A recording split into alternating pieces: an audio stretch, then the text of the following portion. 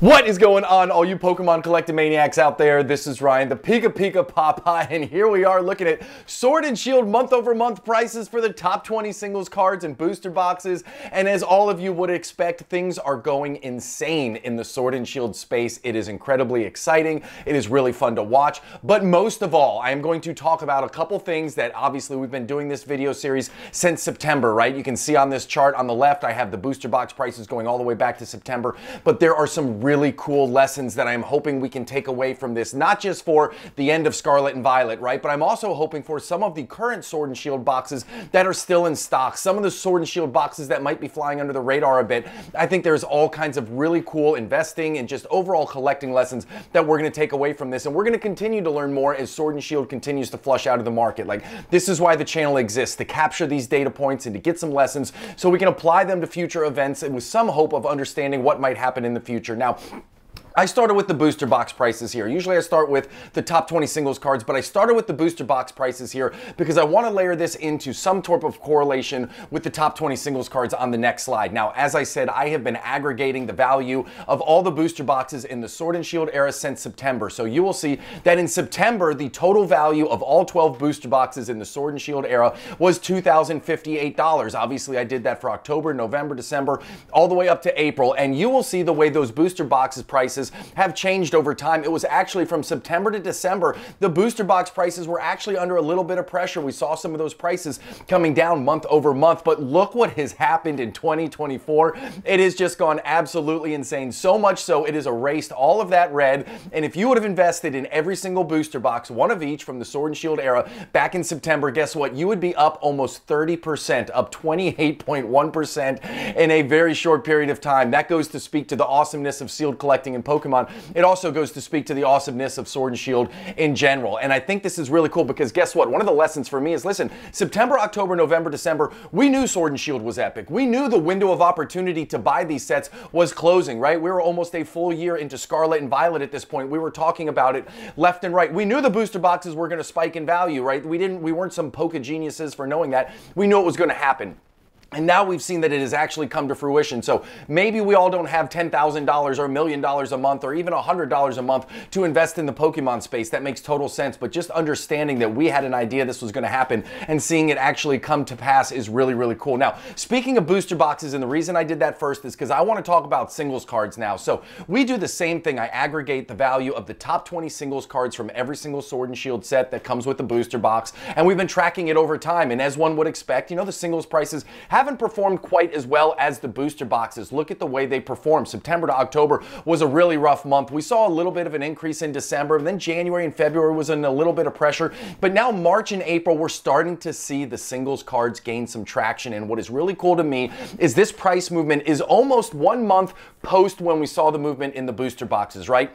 There seems to be, at least for now, at least at this series, at least at this point in time, there seems to be about a 1 month lag from when the singles cards start to really heat up versus when the booster box heats up. I think people see the booster box prices going crazy. Everybody tries to FOMO a little bit, grab those last booster boxes when they can, but then once booster boxes get to a certain point, they're like, hey, booster box prices are going up. I should get into the single card space as well. And then we see people piling in and buying the singles cards. So it will be interesting to see what next month holds in store. Like, will this trend continue? Will we see a more aggressive single card price growth? And I will tell you right now, I shoot these videos on the weekend, but I aggregate a lot of the data itself while I'm traveling. I travel full-time for work, so I aggregate the data. And I'm going to show you a couple graphs where even though the data lags just a couple days of when I'm shooting this video, and we have already seen the prices start to go nuts. So I have a very strong feeling we will see this price growth continue into the next month when we do this again. So with all of that being said, listen, if this type of data dive, if this type of stuff excites you, as I said, we do this every month, hit that subscribe button. If you have questions or comments, drop them down below. And as always, if you like what you see, give us a big old thumbs up. So let's start by looking at Silver Tempest and Lost Origin. Now, Lost Origin, we have seen the average of the top 20 singles cards go up for 3 months in a row now, but it is a different story this month than the previous month. Last month, we saw a contribution from all of the top 20. 19 of the top 20 cards were up month over month. This month, all of the gain, well, most of the gain is coming from that big dog Giratina at the top, and we're going to see that these Sword and Shield chase cards are absolutely blowing it out of the water. So the Giratina is up 10% month over month, and that brings the whole average up about 2% month over month. So listen, don't sleep on that. We will see see later on in this video, we're going to see that when certain sets sell out, almost all of the top 20 cards get an organic boost. So don't sleep on Lost Origin, but it's really exciting to see that Giratina there. Speaking of things not to sleep on, the Lugia card, right? That Lugia at the top of Silver Tempest, it has been under a ton of pressure, but we are starting to see it turn around. And do not sleep on Silver Tempest as a whole. We just saw Astral Radiance sell out. I think that certainly caught me off guard. I'll tell you straight up. I had no idea Astral Radiance was on the verge of selling out.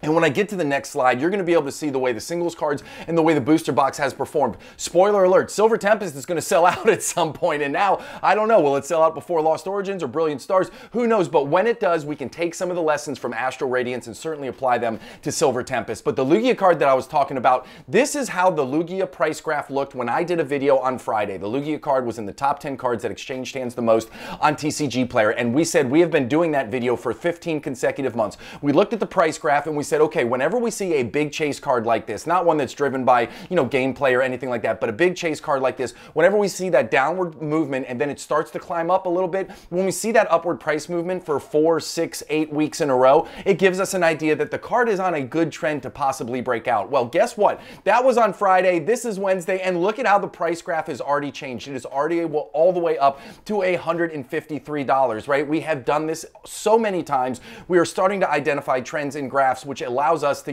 have a little bit of a leg up out there. So really excited that we called that out on the Lugia and really excited to see it come past. But again, it's an alt art. It's from Sword and Shield. You're going to see a whole bunch of them are doing it. So I certainly don't think that we win any, Pokemon investing or collecting Einstein points for that. But it is cool to see it called out. It is cool to see it come to pass. Now, the very next one right here, Astral Radiance. And this is what I was saying that I'm taking away for Silver Tempest, and even to a certain extent, and I know it's not the same quality, but when we get to the battle styles slide, I'm going to talk a little bit about that. But Astral Radiance sold out, booster boxes up 28%, singles cards are up 12%. Like, this is tied for the biggest singles card gain month over month, and no surprise there, right? Like, it is awesome to see how that is moving. And in last month's video, in this exact same series, we said this, we said, is Astral being overlooked? Like, we were saying, hey, everybody's focused on Lost Origin, everybody's focused on Brilliant Stars. Astral Radiance has a pretty solid lineup at the end of the day, but everybody's focused on other things. And when you want to be like that savvy investor, when you want to find the biggest and best deals, sometimes you got to look left when everybody's looking right? If everybody's going down one way,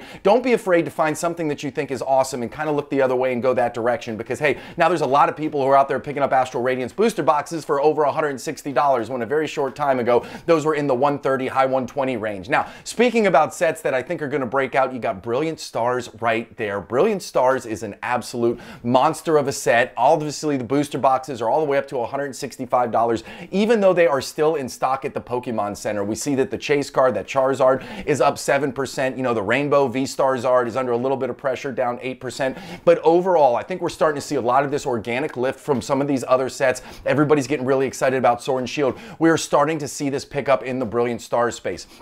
One other call out before we jump on to the very next slide is this. Astral Radiance has more $20 cards and more $10 cards than Brilliant Stars. Like, they're look at that. The numbers are right there in front of you. There are more cards in Astral Radiance that are priced over $20 and over $10 than in Brilliant Stars. What do you think is going to happen when Brilliant Stars sells out, right? Like, I fully expect that to flip-flop. I think Brilliant Stars singles top to bottom are going to do really, really well. Now, speaking of Astral Radiance, this was the big chase card, right? It was sitting there. It's been under $100. We've seen the price under a lot of pressure, just like with the Lugia, right? Same story with both sets, but now it is starting to absolutely pop off. Now, how high will it go? I have no clue, but it is going to be interesting to watch this. Now, the next ones we're going to talk about right here, Fusion Strike and Evolving Skies. I mean, in my mind, the two biggest and baddest from the Sword and Shield era. Fusion Strike booster boxes has just been going absolutely insane. Now, one thing that we called out last month's video, we said Fusion Strike singles have actually been down 3 months in a row. Traditionally, when we see that pattern, when we see singles cards down 3 months in a row, the next month we see a big pop, right? Now, yes, this followed the same pattern, but this isn't driven by that pattern, right? This is just driven because everybody's frenzied over Fusion Strike right now. So, and then Evolving Skies too. Evolving Skies booster boxes have been really, really hot. I'm going to show a graph of that here in a minute. It's starting to cool off a little bit, but Evolving Skies singles have been hot too. Look at that. I mean, up 11% month over month. The booster boxes are sitting there at $675. $700. Absolutely insane. And as I said, listen, we saw the lag that we talked about earlier from the graphs, from the booster box for single cards. I think this Evolving Skies is a great opportunity for us to really see that lag. You know, last month, Evolving Skies singles were up, but they certainly were not up 11%. And now that the booster box continues to get closer and closer to that $700 mark, we're seeing the single card prices really from top to bottom follow suit. But one thing I wanted to call out too is when you look at the Evolving Skies booster box, and this is just a 3-month graph, it's starting to flatten out a little bit in that 680, 675 range. That is a lot of money to spend on a single booster box. I understand that when the price started to get hot, a lot of people were FOMOing, hey, this might be the last opportunity to get this box, so a lot of people were buying it up and they're sitting on it and holding it, so the available population is shrinking. But I do think that at $700, there's a lot of damage you can do in the Pokemon market right now with $700. So I think there's Lost Origin, there's Brilliant Stars, spoiler alert, there's Silver Tempest, right? Like, I think there's a lot of things that could give you a higher percentage rate of return in a shorter amount of time than investing in Evolving Skies. And now that it's hit that certain plateau up there, I think a lot of people are exploring some other options. But remember, we looked at the Sun and Moon price projection video. I think we did that one on Sunday, right? Or yeah, it was Sunday. So when we did that video, one of the things we noticed about Team Up was Team Up flattened out at $700 for about a year before it hit that real big price jump. Now, I'm not saying Evolving Skies is going to be a 1-for-1 with Team Up. Very different sets, very different eras. Team Up was short printed, but I do think that watching these two, how the big dog in Sword and Shield reacts, the way that the big dog from Sun and Moon reacts, can give us some lessons. So I am keeping a close eye on this. I find it very interesting that this is plateauing at $700, and as we saw in that other video, the Team Up booster box plateaued at $700 for a long time too. So another thing interesting to watch, could Evolving Skies become our very first Sword and Shield booster box at $1,000? Well, if anyone's going to get there, it's Evolving Sky. I think the question is when, not if. So really fun for us to keep an eye on this moving forward. Now, next two sets right here, Chilling Reign and Battle Styles. Chilling Reign was kind of the first, right? The first one to go out of stock on Pokemon Center. The first one to go absolutely insane in regards to price point. But Chilling Reign has been really, really, really strong. Now, when you think about this, Chilling Reign outside of Evolving Skies has the most cards that are over $20 and over $10, which just goes to show you that, I mean, all of the top 20 cards are over $10. There's just general strength and general excitement and general demand for all of these cards in Chilling Reign, which I think is going to go ahead and, you know, just continue to give this strength for a long time in the future. Now, Battle Styles is one that, look, it's not the time to pull the trigger on Battle Styles. Again, as I said earlier, I think there's other better opportunities for your money right now. But when I think about Battle Styles, I think organically this is going to start to go up. Brilliant Stars is going to sell out. Lost Origin is going to sell out. Silver Tempest is going to sell out. Battle Styles still has alt arts in it. Battle Styles, you know, it's not that beginning era. It's not your first 4-pack, which tend to struggle a little bit. So I do think that Battle Styles at $111 a booster box right now. Again, it's going to take everything else to sell out. I mean, Battle Styles is still available on the Pokemon Center, but when all of these sets finally start to flush out, I do think that Battle Styles has a little bit of run in it. Now, look at the chase card right there. I said this earlier, so I pulled the data a couple days prior to me actually shooting the videos. So the Battle Styles big chase card, that Sleepy Tyranitar, was at $89.20 when I pulled the data for this. Guess what? A few short days later, look at that straight up price graph right there. I mean, people are absolutely getting crazy about buying these big alt arts from the Sword and Shield era, because I think a whole lot of us feel they have a very bright future in front of them, and having a chase card over $100 I think is a great sign for this booster box. I don't think it's going anywhere. Again, it was mind-boggling to me to see the difference in price after 3 days. I mean, that is as straight up as a price graph as you can possibly see. So will the Tyranitar start to show some strength? Is that going to bleed through to Battle Styles booster boxes? We will have to see, and I do think we've got a long ways to wait, but I tell you what, I think Battle Styles does have some percentage gains left in it for the long run. So next ones we're talking about right here. Now we're starting to get into that original 4-pack of sets right here, which have been a little bit challenging. But Vivid Voltage has got that Pikachu up there, and that Rainbow Pikachu, I mean, I'm a big fan of that card. I've shared that a lot throughout this video and throughout the course of this videos, but we're seeing a little bit of strength there. Again, I think you're gonna have to wait for all of the other big sets to sell out, and Darkness Ablaze is simply an age play. I think the only reason people are really buying Darkness Ablaze right now, it's not because they think it's a great long-term investment. Yes, it will grow. Sealed product in Pokemon traditionally grows no matter what, but I think they're probably using this to round out their set, or it's a Charizard set set, so maybe they're just going ahead and picking it up because of that. The Charizard was up 12% month over month, but again, I don't think this is ever going to be a $40, $50 card. There's just too many of them out there. There's so many in PSA 10s. I just don't think there's enough to really drive this card up. And really all the other cards in Darkness Ablaze too, they're all under $10. So not a lot of love there, but I do think that Vivid Voltage, again, almost in the same sense as Battle Styles, although I think Battle Styles has a little more leg. Vivid Voltage was in the middle of the pandemic pump and they printed it into the absolute ground. So that's always going to be an anchor there. But I do love that Pikachu. And one of the things we talked about in last month's video was that Pikachu was hovering right around the $100 mark for a raw card. And what we said is there are certain cards that at certain prices, the market just says you are worth that amount. And this Pikachu at the $100 mark, we were saying, listen, this is not a sub $100 card. I don't care how many of them are out there. I don't care how out of favor Vivid Voltage turns. This is not a card that is out of favor. It is certainly a $100 baseline card. And we've seen that because last month to this month, the price of this has spiked about, not spiked, but it's come up about 10%, sitting at right around $110. So this Pikachu card, I think at the $100 mark, it is a very safe bottom. I think that is about as low as it will go. And again, as Sword and Shield continues to sell out, I think that this card has some opportunity for some future upside as well. Now, getting into the bottom two right here, this is just a good lesson for me overall. Again, I'm always trying to talk about lessons that I take away. Last month when we did this, 3 of the first 4 sets booster boxes were up in price. This month, all 4 of them are up in price. So